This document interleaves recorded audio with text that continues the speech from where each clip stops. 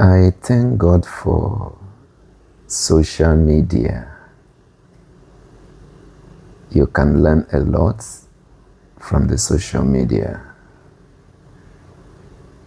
But at the same note, I would like to tell us that not everything we heard in social media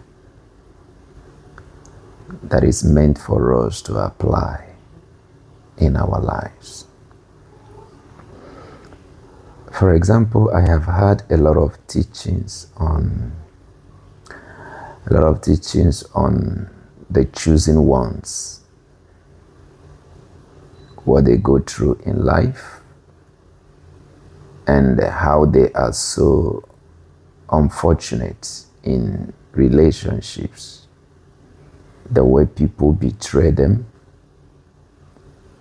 especially the most trusted ones, and so many things like that. Yeah, all those teachings are good, but there is one thing I would like us to know about the chosen one. One of the things you have to know is choosing one they don't have their own opinion as long as life is concerned. Until we understand this truth, that is when a lot of things will align in our lives. When you are choosing by a spirit, by a bigger spirit, which is the Almighty God. You are choosing to accomplish a certain mission, depending on the time and the season. So as a chosen one, you don't have your own will. The will of God becomes your will automatically. You must relinquish your will and pick the will of God if you are called as a chosen one.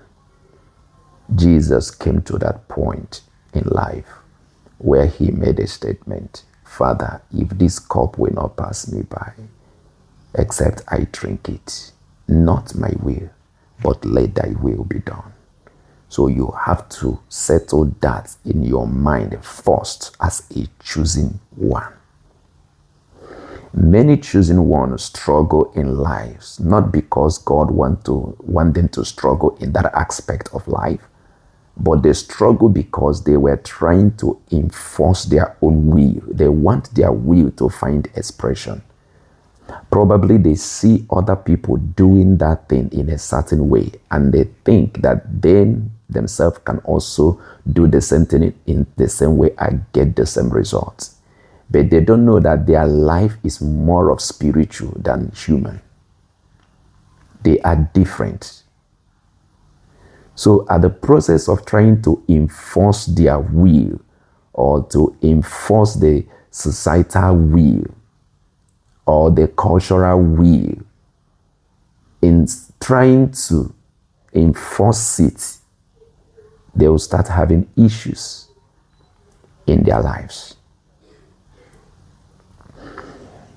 Another thing I want to say about the chosen one is that there are matured chosen one and there are premature, immature chosen ones. And their lives, their lifestyles, their character are not the same. Their characters are not the same because one is matured, the other is not yet matured. So both in application of knowledge, there must be difference. The Bible says that foolishness is bound in the heart of a child, but the rod of correction drives it out. So now what it means is that there are younger chosen ones who have not come to the level of maturity to handle some certain cases. And those ones need to be trained, need to be mentored, need to be taught, need to be guided.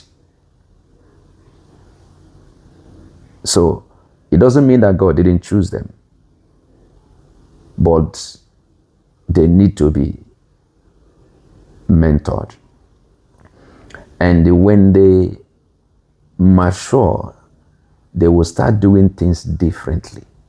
So most of the chosen ones that usually cry on the social media,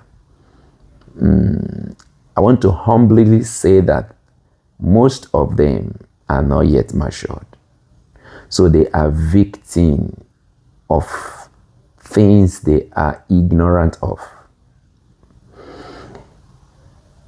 One of the common tendency, character tendency of a chosen person is that they easily love, they easily trust, they are very generous, they are honest, they want you to know all that they know.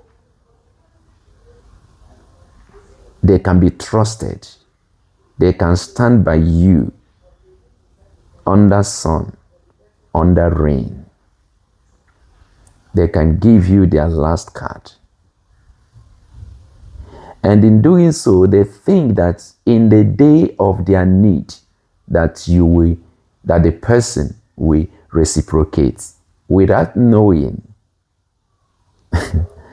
that all hearts are not the same. So when they now got disappointed by the people they thought that were their friends or his friends, they will not pick their message from that point of hurt. They form it as a message, they form it as a doctrine. So, but the truth is this: when they begin to grow, their application, their character will begin to change. When they begin to mature, the application of knowledge, their character will begin to change. Yes. So they learn most time they learn in a hard way. They learn experientially. The Bible says that through the things Jesus suffered, he learned obedience. So most times the chosen one find God by themselves. They know God by themselves. Not just what a pastor is preaching on the pulpit. As the pastor is talking, they are getting deeper revelation. As people are speaking, they are getting deeper revelation. They are in another realm. I don't know how to explain it better. So, the younger chosen one trusts easily. But the matured chosen ones don't trust easily. They love you. They care for you. They can give you anything, very generous. But they don't trust you easily. Unlike when they were still young. The reason they don't trust easily is because they have come to learn. They have had experiences. They have met different kinds of fake people. When I mean fake, life have taught them lesson in a painful way. They have suffered pain alone, survive alone, stand alone. So at that point of their life, they have gotten at that point of their life that they don't need anybody. They don't need anybody's validation, anybody's approval. They have fought with the beasts and they won and they stand. At that point, they choose people that comes into their space. Some of the doors that were once opened in their life, become close. They limit the circle of their friends. As a matter of fact, some of them don't have friends. They choose you. And when they choose you and they find out that you are becoming a threat to their peace, they discard you. Because at that point, they prioritize their peace of mind. Because they get inspiration from the peace of mind. So their life and the life of the younger chosen one are not the same at that point. No matured chosen one trusts easily. No matter how you profess your love, you have to live to earn their trust, because they have trusted so many. So they will test you and test you before they will trust you. And they give attention to patterns. They watch energy. Yes. They measure the energy in which you are reciprocating what they are doing to you. They don't get too committed until you first get deeply committed. This is the life of the matured chosen one. Why? Because they know that they can even sacrifice their life for you, but they want to be sure of you. They want to know if you are genuine.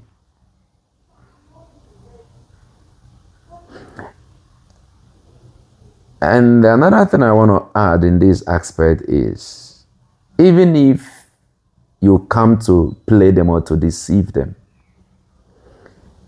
there is this law of the universe that have a way of exposing the person who comes to play them or deceive them. There is this force that makes those people unknowingly display their true identity.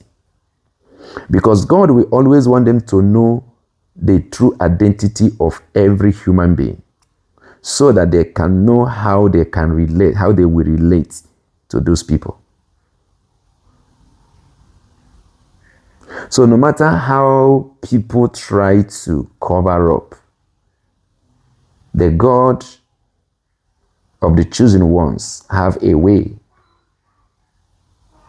of exposing those people's character.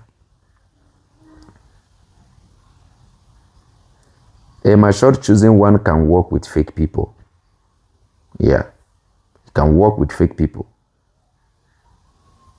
But he will be careful. He's always careful on how he relates with them. Because everybody on earth cannot be good. They don't give out their hearts easily again in relationships.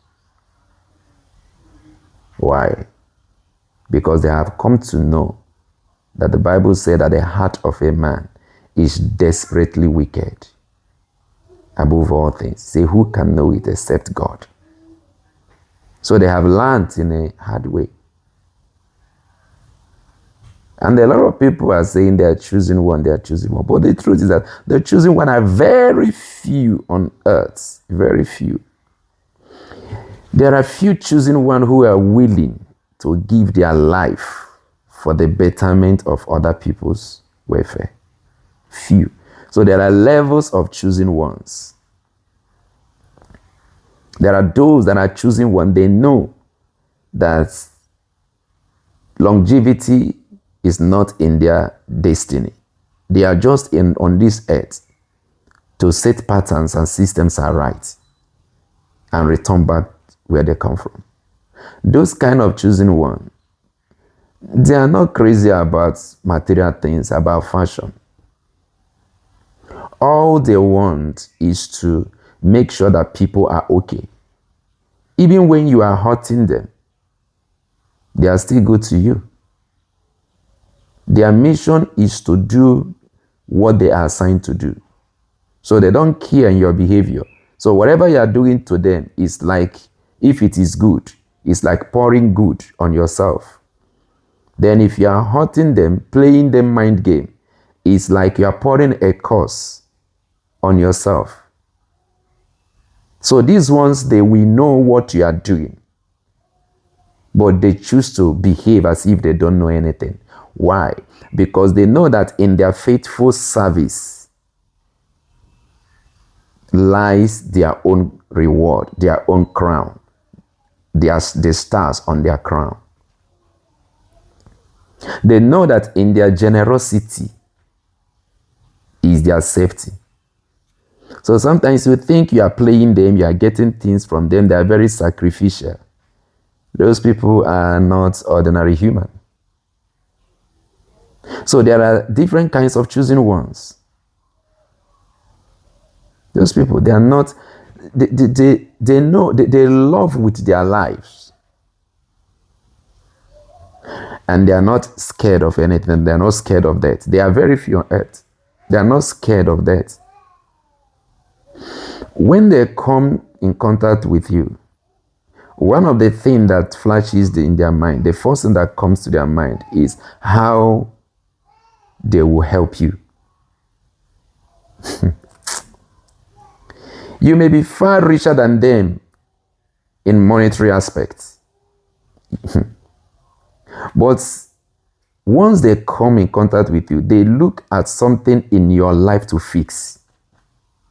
Something in your life that isn't working well.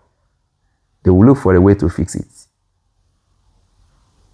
That is to know this kind of genuine chosen one I'm talking about. They like to help. Not because they are too rich. If they don't have money and they want to help you, they release their spirit on you and somebody will favor you with money. They are not completely human. And the hurting those kind of ones, universe doesn't pity those that hurts that kind of choosing one. So if you are a chosen one, there are a lot of things that you are going to experience in your life. A lot of things you are going to experience. Life will not be smooth for you. You have to take note of that. Because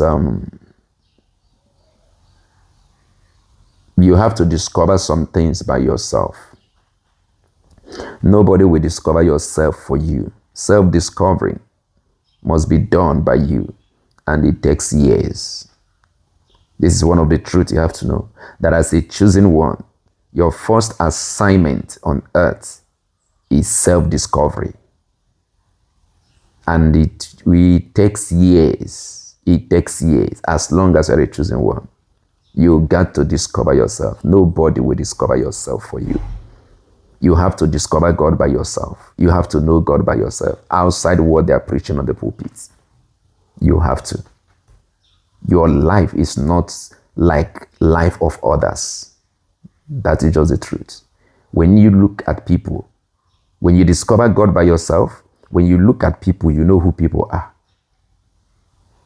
So when you are relating with them, you relate to them based on who they are. You don't see what people say with their lips. You see their heart. You read the patterns. You read their energy. You do good to people because you want to do good. It's in your nature to do good. It's part of your mission on earth to do good. The Bible said that Jesus was going about doing good. So you don't do good to them because they are good. You are doing good to them because it's part of your mission. And sometimes they will think that they are fooling you.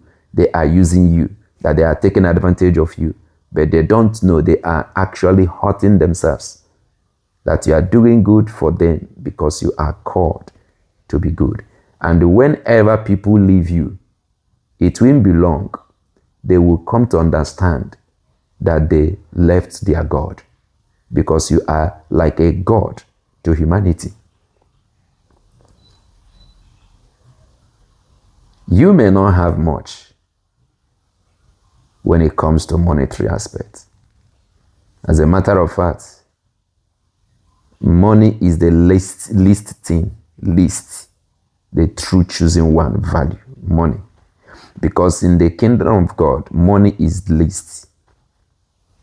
You know, there is a glory of money and there is a glory of God. So what identifies the choosing one is the glory of God.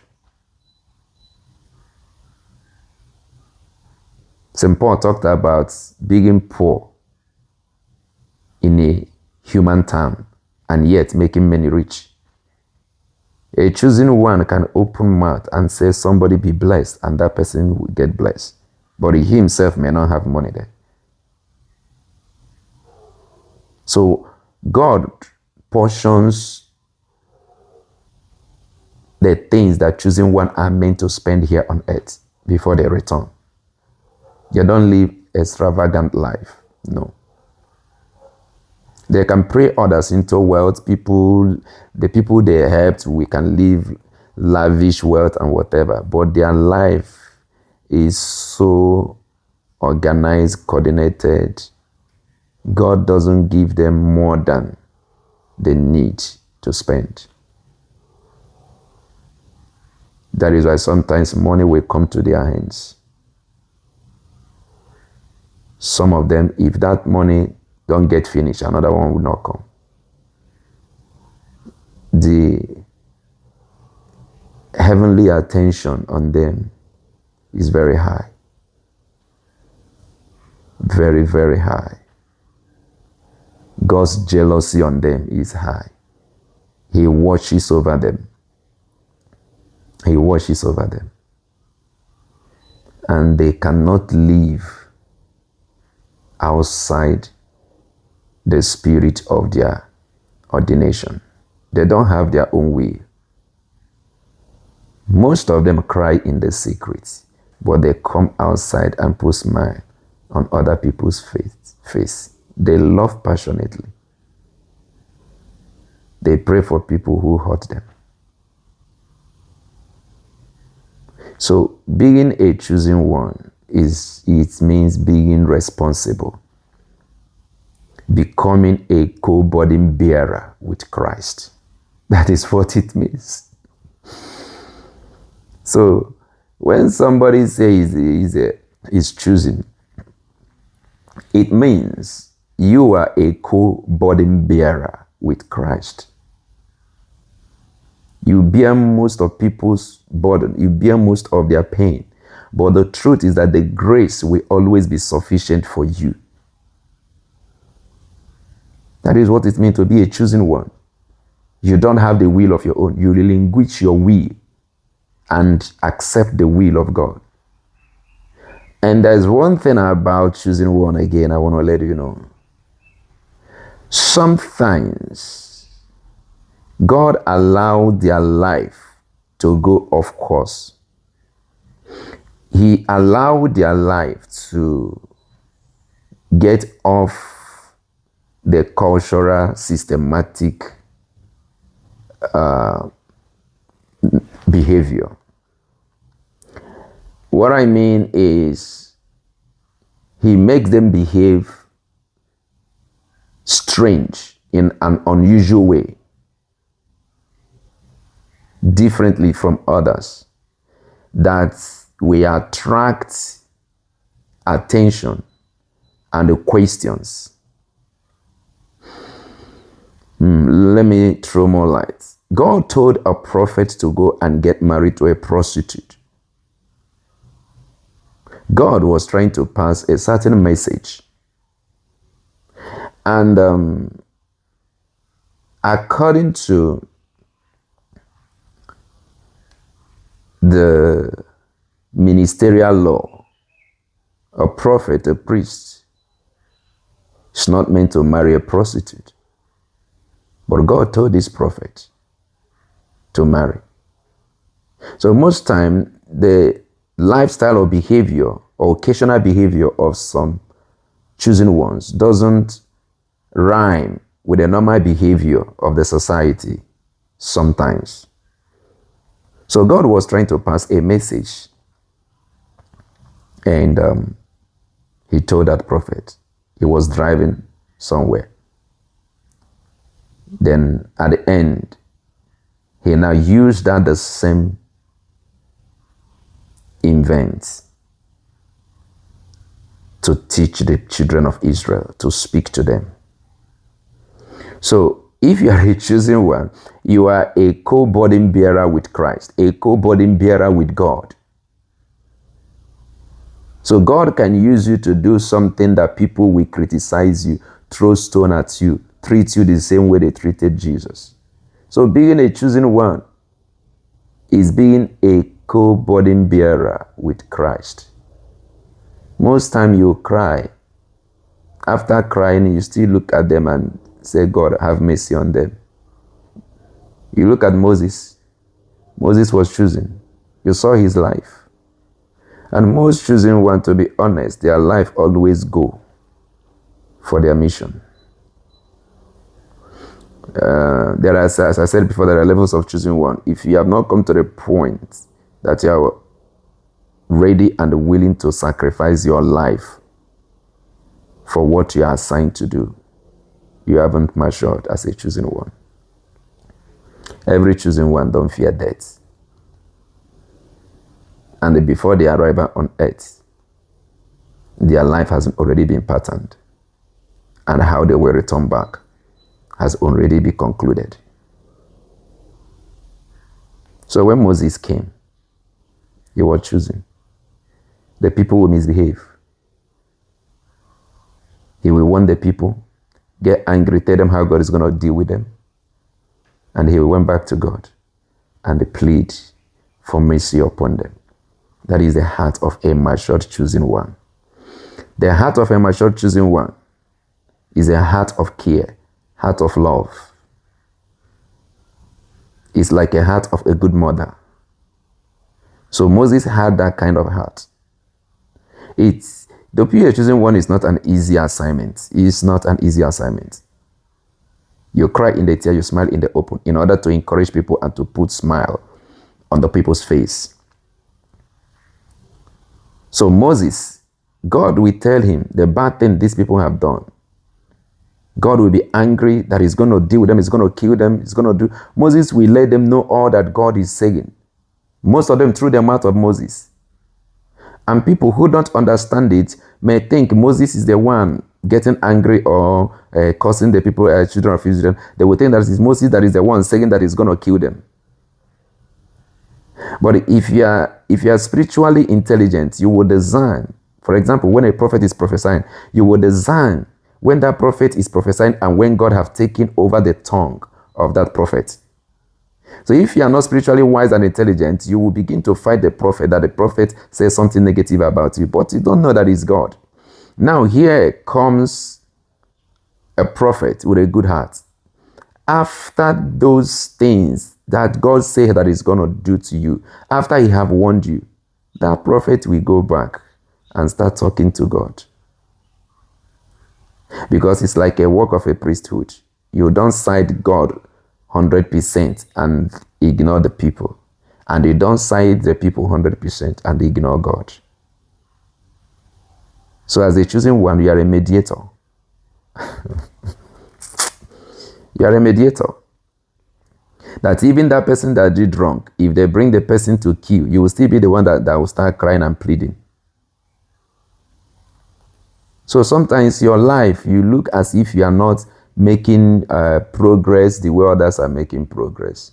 But you don't know that the divinity, heaven, values your assignments more than those people you think they are counting in billions. I believe that this might help you. Keep on being who God has made you to be. Don't change because of the way people have treated you. You are a chosen one. God bless you. I love you.